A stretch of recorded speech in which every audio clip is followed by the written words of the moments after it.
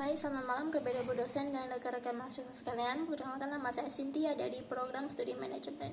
Dan dalam kesempatan kali ini saya akan membahas tentang salah satu topik dalam mata kuliah estetika humanisme, yaitu mengenai emotional intelligence atau kecerdasan emosional. Dan dalam video kali ini saya akan membahas bagaimana emotional intelligence tersebut kita terapkan dalam kehidupan sehari-hari. Baik, mari kita mulai. Sebelum membahas lebih jauh tentang emotional intelligence, saya ingin menanyakan satu hal sederhana. Pernahkah teman-teman merasa marah, sedih, atau kecewa terhadap suatu hal, dan kemudian kita mengatakan sesuatu secara spontan? Dan setelah itu, beberapa saat setelah kita mengatakan hal itu, kita berpikir, sebaiknya aku tidak mengatakan hal seperti itu deh. Rasa hampir semua orang pernah mengalami hal seperti ini ya, karena pada dasarnya kita semua memiliki emosi. Ketika menghadapi suatu kejadian, terkadang emosi kita muncul lebih cepat daripada pikiran kita. Tapi sebenarnya masalah bukan pada apakah kita memiliki emosi atau tidak. Marah, sedih, kecewa, takut, maupun bahagia merupakan bagian normal dari kehidupan manusia.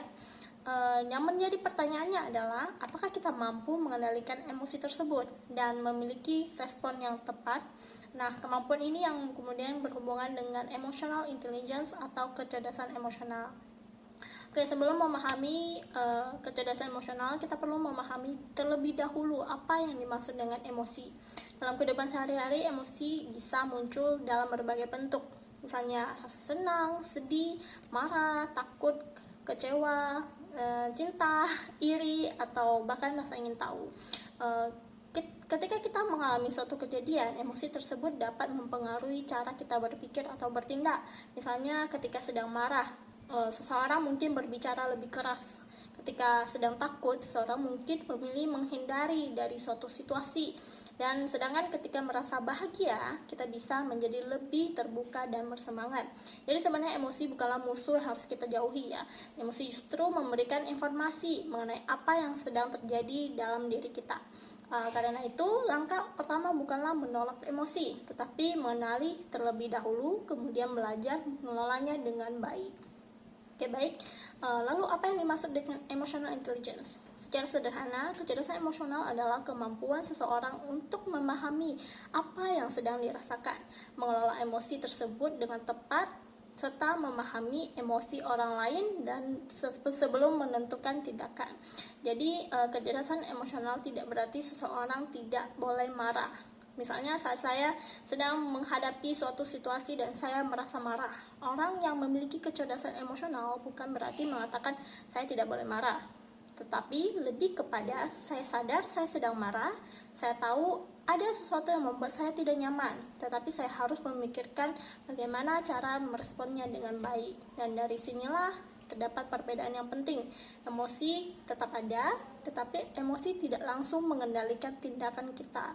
Dalam materi emotional intelligence terdapat beberapa kemampuan utama yang berkaitan dengan kecerdasan emosional, yaitu kesadaran diri, pengembangan diri, motivasi diri, empati, dan keterampilan sosial. Dan kelima hal ini yang akan saya bahas satu persatu. Oke, dari elemen ini sebenarnya kelima elemen ini sebenarnya saling berhubungan. Yang pertama adalah kesadaran diri, yaitu kemampuan untuk mengenali apa yang kita rasakan. Dan kemudian yang kedua adalah pengendalian diri, yaitu kemampuan mengatur tindakan ketika kita menghadapi suatu emosi. Dan yang ketiga adalah motivasi diri, yaitu bagaimana kita tetap berusaha dan bergerak mencapai tujuan walaupun menghadapi kesulitan. Yang keempat adalah empati, yaitu kemampuan memahami kondisi emosi orang lain.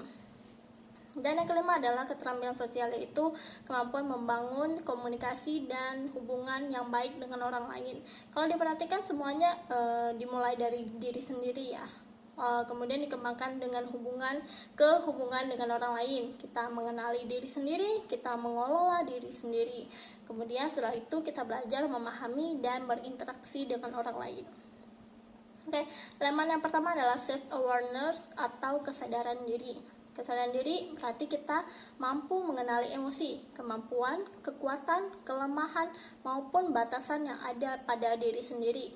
Contohnya ketika seseorang memberikan kritik kepada kita, respons pertama yang mungkin kita rasakan adalah rasa tersinggung. Dalam keadaan seperti ini, kesadaran diri membantu kita untuk bertanya, apa sebenarnya yang sedang saya rasakan? Apakah saya sedang marah? Apakah saya sedang kecewa? Atau sebenarnya saya merasa malu karena kesalahan yang diketahui oleh orang lain? Kemudian kita bisa bertanya lagi, kenapa saya merasa seperti itu?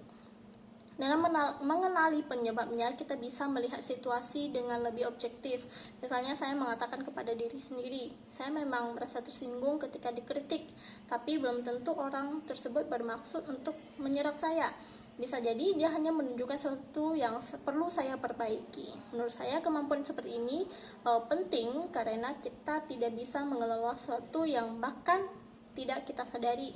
Jadi langkah pertama dalam kecerdasan emosional adalah mengenali diri sendiri terlebih dahulu. Oke. Dan setelah mengetahui apa yang sedang kita rasakan, langkah berikutnya adalah pengendalian diri atau self-control. Pengendalian diri berarti kita mampu mengontrol emosi dan tindakan sehingga tidak langsung melakukan sesuatu secara impulsif yang nantinya justru merugikan diri sendiri maupun orang lain. Saya mencoba menyederhanakannya menjadi 4 tahap, yaitu emosi, berhenti, pikirkan, kemudian respons. Misalnya kita menerima pesan yang membuat kita marah, biasanya ada keinginan untuk langsung membalas ya. Tapi kalau kita langsung membalas ketika emosi sedang tinggi, seringkali pilihan kata yang kita pakai menjadi lebih kasar daripada yang sebenarnya kita ingin sampaikan. Karena itu kita bisa memberi jeda sebentar, tarik nafas, baca kembali pesannya dan pikirkan situasinya, baru kemudian kita menentukan respons kita. Jeda beberapa detik mungkin terlihat sangat sederhana ya, tetapi kadang beberapa detik tersebut bisa mencegah masalah yang menjadi lebih besar. Jadi menurut saya kecerdasan emosional bukan kemampuan menghilangkan emosi, tetapi kemampuan memberikan ruang antara emosi dan tindakan. Jadi elemen berikutnya ada motivasi diri atau self motivation. Kecerdasan emosional ternyata tidak hanya berhubungan dengan cara kita mengendalikan kemarahan kita, tapi juga berhubungan dengan bagaimana cara kita menghadapi kegagalan dan kekecewaan. Contohnya ketika kita sudah belajar tapi hasil ujian masih belum sesuai harapan, atau ketika kita sudah berusaha menyelesaikan sesuatu pekerjaan tetapi hasilnya masih mendapatkan banyak koreksi. Tentunya kita bisa merasa kecewa. Tapi pertanyaannya adalah, apa yang kita lakukan setelah merasa kecewa? Apakah kita berhenti dan mengatakan bahwa semuanya percuma? Atau kita mencoba mencari tahu apa yang bisa kita perbaiki? Motivasi diri membantu kita untuk tidak berhenti hanya karena suatu kegagalan. Kita menerima bahwa hasilnya belum sesuai harapan, mencari pembelajaran dari kegagalan tersebut dan kemudian mencoba lagi. Dengan begitu, emosi bukan hanya menjadi alasan untuk menyerah, tetapi kita menjadi bagian dari proses untuk bertumbuh. Dan elemen yang keempat adalah empati. Nah, menurut saya bagian ini sangat berkaitan dengan nilai-nilai humanisme. Empati berarti kemampuan untuk memahami orang lain secara emosional serta menunjukkan kepedulian dan ketulusan dalam interaksi sosial. Tentu sederhananya, kita memiliki teman atau rekan kerja yang misalnya aktif dan komunikatif, tapi suatu hari dia menjadi lebih diam dan hasilnya pekerjaan menurun. Kita bisa langsung berpikir, dia malas mungkin. Tetapi kita juga bisa mencoba bertanya, apakah ada sesuatu yang sedang dia hadapi? Mungkin kita tidak mengetahui apa yang sedang terjadi pada kehidupannya. Karena itu empati mengajarkan kita untuk mencoba memahami sebelum langsung memberikan penilaian. Tapi juga perlu diingat bahwa memahami bukan selalu berarti menyetujui. Kita tetap bisa memberikan pendapat yang berbeda. Namun sebelum memberikan penilaian, kita juga mencoba melihat dari sudut pandang orang lain. Menurut saya, kebiasaan sederhana ini juga dapat membuat hubungan manusia menjadi jauh lebih baik. Oke, yang kelima adalah keterampilan sosial atau social skills. Kecerdasan emosional akhirnya akan terlihat dari bagaimana kita berinteraksi dengan orang lain, bagaimana kita menyampaikan pendapat, bagaimana kita mendengarkan, dan bagaimana kita bekerja sama, dan bagaimana kita menyelesaikan perbedaan. Misalnya ketika kita tidak setuju dengan seseorang, kita sebenarnya tidak bisa mengatakan bahwa kita tidak setuju tanpa harus menyerang orang tersebut secara pribadi. Kita bisa mengatakan, saya memahami pendapat Anda, tapi menurut saya ada alternatif lain yang mungkin bisa dipertimbangkan. Dibandingkan dengan mengatakan pendapat kamu salah, isi pesan mungkin sama, tapi yaitu bahwa kita tidak setuju, tapi cara penyampaiannya kita yang berbeda ini menghasilkan respons yang sangat berbeda. Karena itu, keterampilan sosial membantu kita mengubah emosi menjadi komunikasi yang sehat, kolaboratif, dan hubungan yang saling menghargai. Baik, dari kelima elemen tadi kita bisa melihat beberapa perbedaan antara seseorang dengan kemampuan kecerdasan emosional yang baik dan seseorang yang masih perlu mengembangkannya. Orang dengan kecerdasan emosional yang lebih baik biasanya mampu mengendalikan kemarahan, memikirkan akibat sebelum bertindak, lebih mampu berempati, berkomunikasi dengan baik, dan mencoba menyelesaikan konflik secara damai. Sebaliknya, kecerdasan emosional yang rendah dapat terlihat ketika seseorang sering bertindak hanya mengikuti perasaan, mudah marah, agresif, tidak sabar, kurang peka terhadap orang lain, atau kesulitan menyelesaikan konflik dengan cara yang sehat. Tapi menurut saya ada hal penting yang harus diperhatikan. Istilah EQ tinggi dan EQ rendah bukan berarti digunakan untuk memberikan label kepada seseorang dia termasuk orang baik atau orang buruk. Karena kecerdasan emosional merupakan kemampuan yang masih bisa dikembangkan. Seseorang yang hari ini mudah marah belum tentu akan selalu mudah marah. Kalau dia mau mengembangkan dirinya, belajar mengendalikan emosi dan responsnya, dan terus berlatih, kemampuan emosionalnya juga dapat berkembang tentunya. Sekarang saya ingin memberikan satu contoh sederhana. Bayangkan ada seorang karyawan yang sudah menyelesaikan pekerjaannya. Kemudian atasannya melihat hasil pekerjaan tersebut dan mengatakan, hasil pekerjaan ini masih banyak harus diperbaiki atau diperhatikan.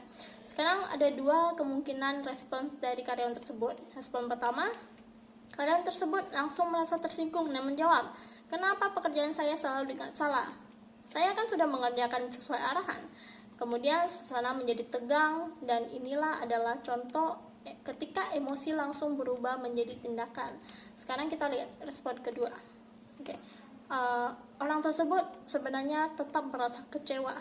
Mungkin dalam pikirannya juga sama. Saya sudah bekerja keras, kenapa masih dianggap kurang? Tapi dia berhenti sebentar dan kemudian berkata, baik, boleh dijelaskan bagaimana saya perlu mengembangkan atau memperbaiki dari hasil kerjaan saya supaya saya bisa memahami kekurangannya. Situasinya sama, kritiknya juga sama, dan kedua orang juga tetap memiliki perasaan yang kecewa, tapi hasil akhirnya mungkin berbeda. Perbedaan terletak pada satu hal, yaitu ada jeda sebelum memberikan respons.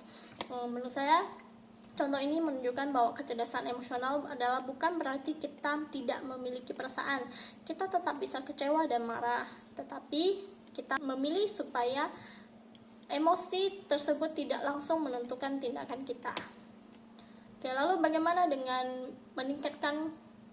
cara meningkatkan kecerdasan emosional? Dalam materi terdapat banyak cara ya, seperti membaca situasi, mendengarkan lawan bicara, berkomunikasi, lalu mencoba berempati, bersikap rasional, dan menjaga fokus. Secara sederhana, saya menyederhanakannya menjadi 5 langkah yang lebih mudah diingat mungkin. Yang pertama adalah kenali, tanyakan kepada diri sendiri apa yang sedang saya rasakan. Dan yang kedua, berhenti, jangan langsung bereaksi ketika emosi sedang tinggi. Yang ketiga, dengarkan, cobalah benar-benar mendengarkan apa yang disampaikan orang lain, bukan hanya menunggu giliran kita untuk berbicara. Dan keempat, berempati. Cobalah melihat situasi dari sudut pandang yang berbeda. Dan yang kelima, respons. Setelah memahami diri sendiri dan situasi orang lain, pilih tindakan yang lebih rasional.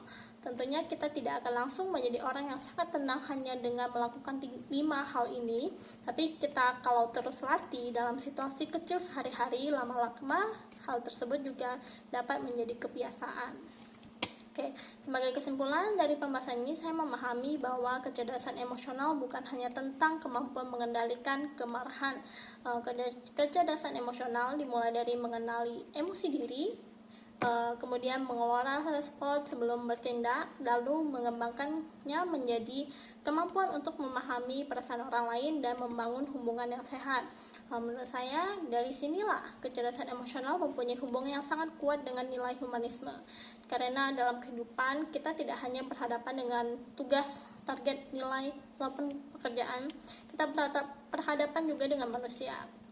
Jadi, setiap manusia memiliki perasaan, pengalaman, tekanan, dan sudut pandangnya masing-masing. Karena itu sebelum beraksi kita belajar memahami diri sendiri, kemudian dan sebelum menilai kita belajar memahami orang lain. Dan pada akhirnya mungkin kita tidak selalu dapat mengendalikan apa yang terjadi dalam kehidupan kita, tapi kita dapat terus belajar mengendalikan bagaimana kita meresponnya. Oke, demikian pembahasan kali ini tentang emotional intelligence. Semoga pembahasan ini dapat memberikan manfaat dan dapat kita terapkan dalam kehidupan sehari-hari. Jika ada kesalahan kata dan ucapan, saya mohon maaf. Terima kasih, selamat malam.